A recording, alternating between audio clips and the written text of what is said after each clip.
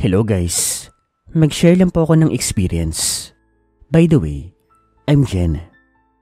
Nangyari ito noong freshly graduate pa lang po ako, taong 2009. After ko pong makagraduate noon, naghanap na po kaagad ako ng trabaho. Ayoko kasing tumambay. Gusto ko na agad kumita ng pera. Kaya naman kung saan-saan ako nag-apply. Pasa ng resume, biodata pa nga yung uso noon Basta, makahanap ng trabaho, ginawa ko kaagad. Hindi naman ako yung tipong kailangan na kailangan ko ng pera. Sadyang, ayoko lang talaga maging tambay. Anyway, makalipas nga ang ilang buwan na pagpapasa ng mga resume at biodata, sa wakas, meron na rin pong tumawag sa akin. Isang kumpanya yun sa may Pasay. Tumawag sila sa akin at sabi, interview ko na raw. Madali ako nagpunta. Sinuot yung pangmalakasan kong formal attire.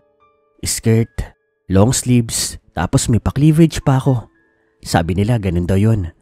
Plus points kapag lalaki yung nag-i-interview at kapag babae naman, kailangan magbotones para hindi ma-insecure yung mag-i-interview kung sakali man babae.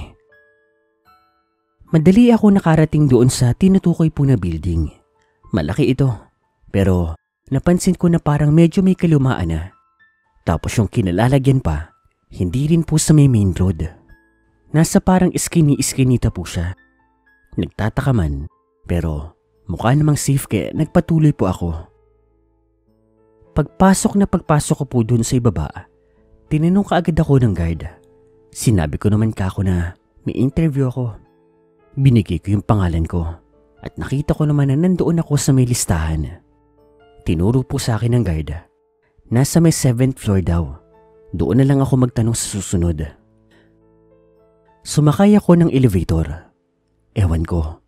Pero noong mga time na yun, bigla akong kinabahan.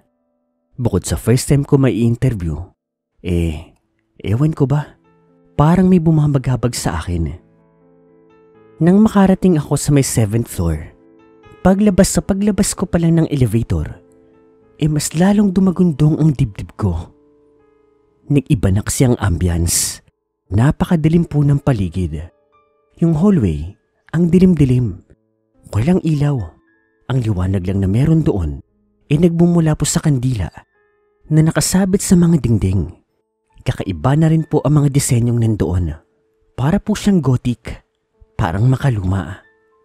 Para kang nasa kastilyo. Ang pinagtataka ko, nasa building kami. Tapos, nasa Maynila pa kami. Pasay ha. Pasay. Ganun pa man, naglakad ako sa hallway na iyon. At sa pinakadulo, may nag-iisang pintuan. Kinato ko yun. Walang nagbukas kaya ako na po ang nagbukas. Hindi nakalak. Nakapasok ako. Ang pinagtataka ko nga, meron na po nag-aabang sa akin doon. Isang babae.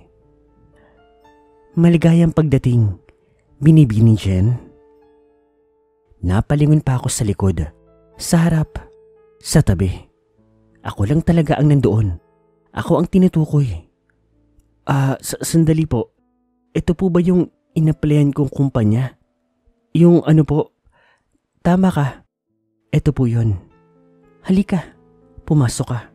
Kanina ka pa nila hinihintay. Suotin mo ito. Meron po siyang inabot sa akin nun. Para po siyang kapote. Pero, tela, itim. Natatakpan po yung buong katawan ko. Ang nakikita lang po, yung mukha ko. Kasi, meron din pong saklob sa itaas. Takanta na ako sa mga sandaling yun. Pero hindi ko alam. Para ako napapasunod ng babaeng yun. Lahat ng sabihin niya, sinusunod ko. Kaya sumunod lang ako sa kanya. Mahaba pang hallway ang nilakaran namin. At hindi nagtagal, isa na namang pinto ang nasa harapan namin. Binibining Jen, naghihintay na sa iyo ang kamahalan. Kapag maswerte ka, mapapabilang ka sa mga pinalad. Pagbutihan mo. Pumasok ka na. Pumasok ako sa pinto at isang napakalaking kwarto po ang bumungad sa akin. At sa dulo, sa harap ko, mayroong isang lamesa at isang pinto. Umupo ka, Binibini. Nagulat ako pero hindi ako nakapag-react. Sa mga sandaling yun, hindi ko kontrolado ang katawan ko. Naglakad ako ng dahan-dahan. Umupo ako doon sa isang upuan at maya-maya lamang doon po sa lamesang nasa harapan ko ay may naglakad papalapit at umupo. Kagaya ko po siya, nakasuot din ng itim na parang kapote. Ngunit yung mukha niya, natatakpan po ng itim na maskara. Magandang araw sa iyo, Binibining Jen. Gusto mo raw sumali sa amin? Pagkatapos po niyang sabihin yun, doon na po ako nakapagsalita. Doon na ako nakagalaw. Nasaan ako? Bakit ako nandito? Sino kayo? Anong nangyayari? Sumali ka sa amin. Kung gusto mong mabuhay ng panghabang buhay, gusto mong mabuhay ng walang paghihirap, walang sakit, puro kasiyahan na siya lang ang sinasamba. Ayoko! Sino kayo? Paano ka nakakagalaw? Anong ginawa mo? Hindi kita maintindihan. Ayoko na! Aalis na ako rito! Pagtayo ko po, nagulat na lang ako nang biglang maramdaman ko sa ulo ko na may humampas. Yun na po yung huling mga natatandaan ko. Dahil paggising ko po, laking gulat ko na lamang nang nasa isang waiting shed na ako sa may baklaran. Napakasakit ng ulo ko. Pagkapa ko, may benda na po doon. Ang sakit ng ulo ko. Mahilo-hilo ako. Sa isang iglap, naalala ko ang mga nangyari. Bigla akong kinilabutan. Napatayo ako. 8:00 na po ng gabi ng mga oras na iyon. Kinapaka ko ang mga kamay ko, ang mga paa ko, ang dibdib, ang puwet, ang ari ko. Wala nang masakit. Bukod sa ulo ko. Tinignan ko yung cellphone ko. Same day. Anong nangyari sa akin? Bakit nila ginawa yun? Ang dami ng missed call sa phone ko. Hinahanap na ako ng mga magulang ko. Agad-agad, pumara ako ng taxi. Tapos umuwi na ako sa amin. Sa pag-uwi ko, alalang-alala po sa akin ang mga magulang ko. Sinabi ko naman ng lahat ng na-experience ko. Natakot po sila. Pero ang mas natakot ay ako. Natroma ako sa mga nangyari, sa mga naranasan ko.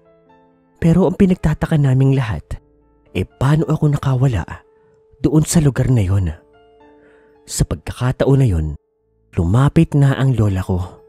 Hinawakan niya ang porselas ko na bigay-bigay niya. Iha, ito ang nagligtas sa iyo. Masasamang tao ang mga yon, kaya't wag na wag ka nang babalik pa doon. Ang gusto ng nanay at tatay ko, magreklamo, magsumbong sa mga pulis. Pero pinagbawalan kami ng lola ko. Di umano, mukhang malalaking grupo ang mga yon, mga mabibigat na tao. At may tsansa na may koneksyon sa mga pulis. Kaya hindi maganda kung magsusumbong kami dahil baka mabaliktad pa kami.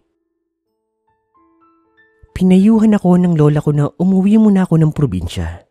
Kailangan ko rin munang magtago dahil baka hantingin pa raw ako ng grupong yon na base kay lola maaring mga kulto daw. Mabuti na nga lang, doon sa Bacolod, nakahanap po ako ng trabaho. Mula nun, hindi na po ako bumalik pa ng Maynila. Turmang-turma talaga ako. Mabuti nga sa Bacolod, parang Manila na nga rin. Until now, nandito pa rin ako. Maganda kasi ang trabaho ko dito. Mababait pa ang mga tao. At sigurado, wala nang mga kulto.